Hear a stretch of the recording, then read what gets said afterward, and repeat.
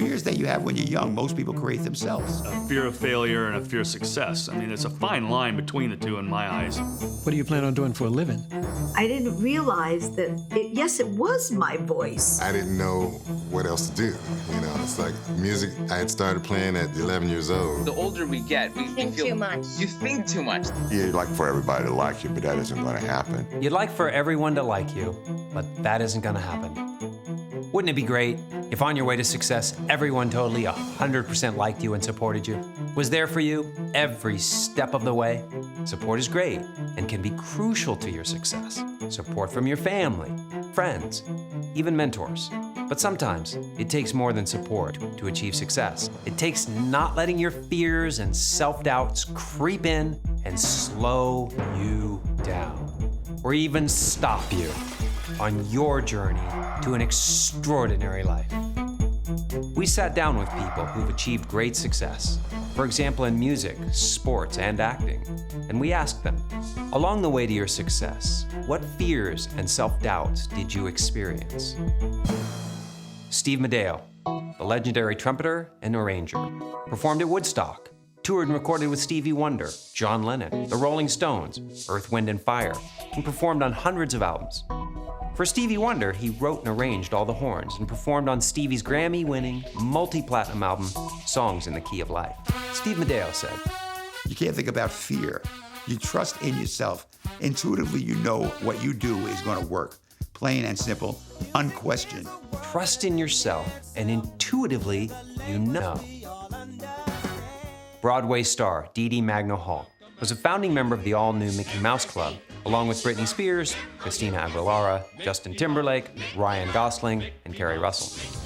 Dee Dee then went on to become a member of Billboard's Top 100 pop group, Party. A few years later, an even bigger success came when she was cast as Kim, the lead role in what was then the #1 musical on Broadway, Miss Saigon. We Skyped with Dee Dee and her husband Clifton while they were on a national tour in the musical If Then, starring Idina Menzel. Dee Dee shares how she handles the pressure of performing. You don't really have much time to think about how your nerves. You just have to jump in and get the job done. I think the minute you start doubting yourself is the beginning of the end. Usually we start doubting ourselves when we're young, not wanting to disappoint people who matter the most to us. I didn't want to fail my parents. I didn't want to fail, doing things wrong. I wanted to be a good student. Frank Hamlin's strong desire to not disappoint those who mattered most to him motivated him. Not disappointing those who mattered resulted in Frank's amazing career as an NBA coach with the Chicago Bulls and the Los Angeles Lakers, winning 7 championship rings. You can feel sorry for yourself. You can why me? And this is something I got to try and overcome. It's not fair. Trevor Hoffman, the legendary San Diego Padres pitcher, retired from baseball with the record for the most saves in Major League history. On the ground, Counsell, and there it is, Trevor Hoffman, a milestone number 600. When Trevor blew a save, meaning he lost the game, he didn't whine or feel sorry for himself or say, it's not fair. Singer Carol Connors was only 16 when she was discovered by the then-to-become legendary music producer Phil Spector, who brought her into the recording studio. It was such a struggle in the beginning because he was so dominant. Carol did not allow Phil Spector's dominance to intimidate her. For him, she sang the lead vocal on the song that became the #1 Billboard smash hit, To Know Him Is to Love Him. Later, we'll learn how Carol went on to be an Academy Award-nominated songwriter, co-writing an iconic movie theme song. Can you guess what it is? Hint, it was a knockout. In the 1970s, Jesse Davis was a well-known popular singer and film actor, but he was not a good swimmer. So, of course, he was cast in the feature film Benji Takes a Dive at Marineland, where he had to swim with sharks. Well, I was afraid, yes, I was afraid. But I decided, well, hey, I've got to do this, There's no rehearsal. Jesse was afraid of the water and sharks, and there was only going to be one take. So Jesse said to himself, I gotta do this. And he'd get it right. And he nailed it. As we get older, inhibitions creep in. Because as adults, we're being afraid of being judged. When you're a child, you have no inhibitions to do whatever you want. Les Mis Broadway star Clifton Hall also played Chris, the lead in the touring company of Miss Saigon, with Dee Dee, his wife, as Kim. Clifton understands being judged is just part of the world of acting. To move past judgment, he focuses on his passion for performing. Some of us, at a young age, may not know what we want to do, but we do know what our passion is. At the end of high school, it's like, okay, I guess I better go to college and keep studying music because I don't know what else interests me or if there's anything else that I'd want to pursue. So Gary didn't question what to do. He just knew what to do and did it. And today, he's a legendary saxophonist, he's a Grammy Award-winning songwriter, he tours with Earth, Wind & Fire, and he's recorded and performed with Whitney Houston, Phil Collins, MC Hammer, and many others. Trust, knowing, judgment, doubt, intimidation, fear, disappointment. Why me? So that's what they experienced on their journey to an extraordinary life. The same fears and self-doubts we all have.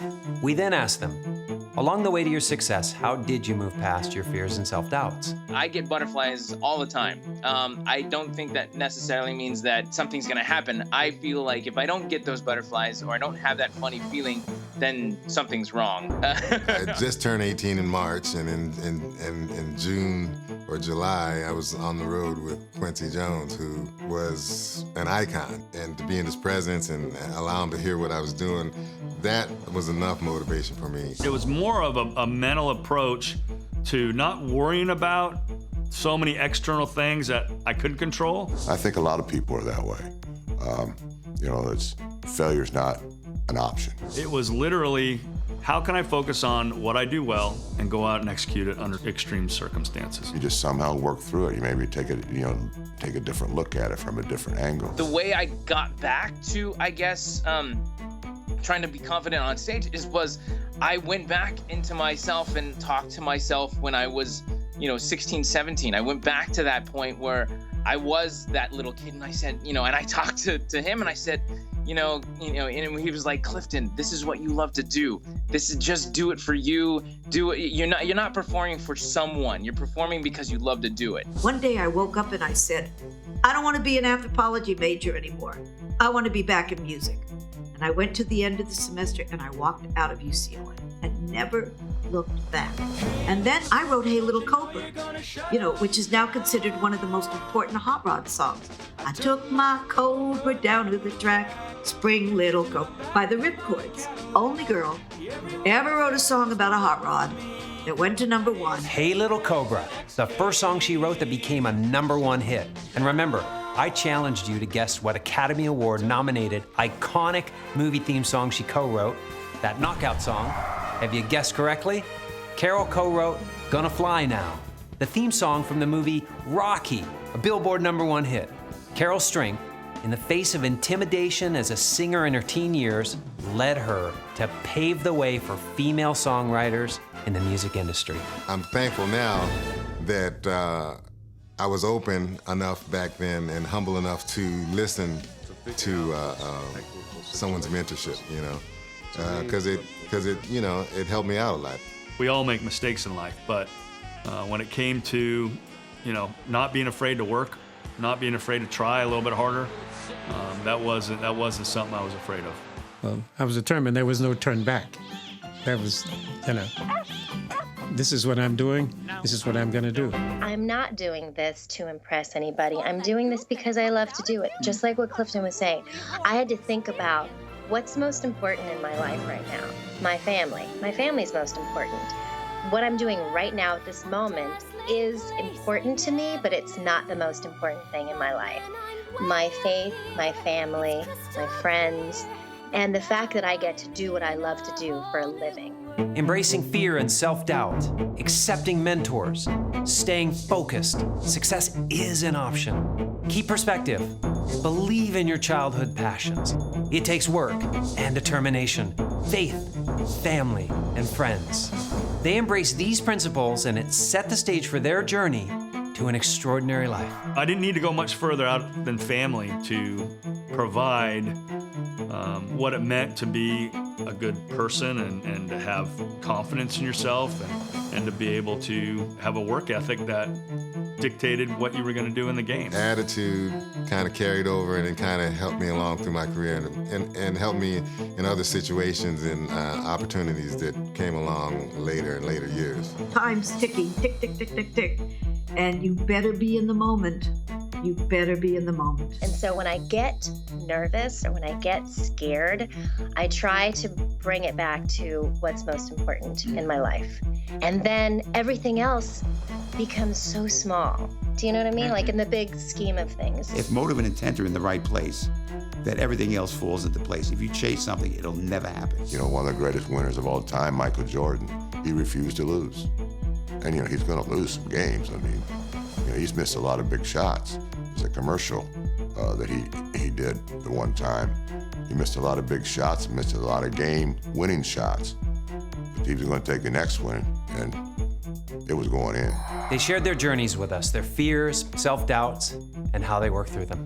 Then, to our surprise, they went even deeper into what it takes to have an extraordinary life. You must have laser beam focus. You must say, this is what I want, and at all costs, this is what I'm going to go for. If you don't eat it, sleep it, think it, drink it, need it, forget it. That's what it takes to be focused.